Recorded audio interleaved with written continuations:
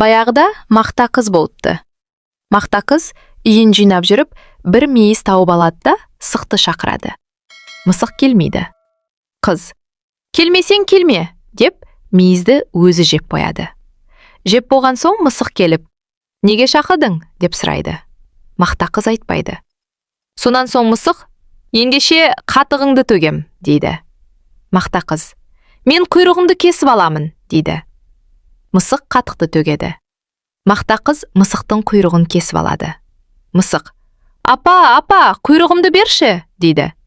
Мақта қыз: «Менің қатығымды төле», дейді.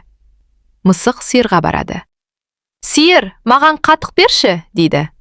Сиыр: «Менің қарным ашып тұр, маған жапырақ әкеліп берші», дейді. Мысық ағашқа барып: «Ағаш, жапырағыңды берші», дейді. Ағаш: «Мен шөлдеп тұрмын, су әкелсең жапырақ беремін», дейді. Мысық суға бара жатса, су әкеле жатқан қыздарды көреді.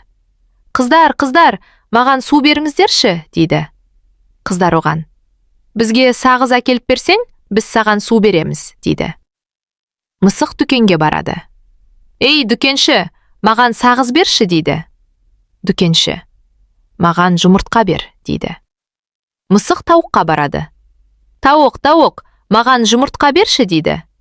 Тауықтар: «Бізге дән әкеліп берсең, біз саған жұмыртқа береміз», дейді.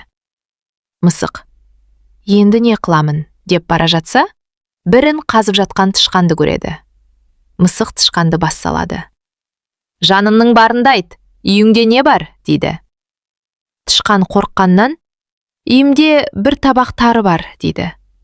Мысық: «Маған бір уыс тары бер», дейді. Тышқан үйіне барып, бір уыс тары әкеліп береді. Мысық тарыны апарып тауыққа береді. Тауық жұмыртқа береді. Жұмыртқаны апарып дүкеншіге береді. Дүкенші сағыз береді. Сағызды апарып қыздарға береді. Қыздар су береді. Суды апарып ағашқа береді. Ағаш жапырақ береді. Жапырақты апарып сиырға береді. Сиыр қатық береді. Қатықты апарып мақта қызға береді.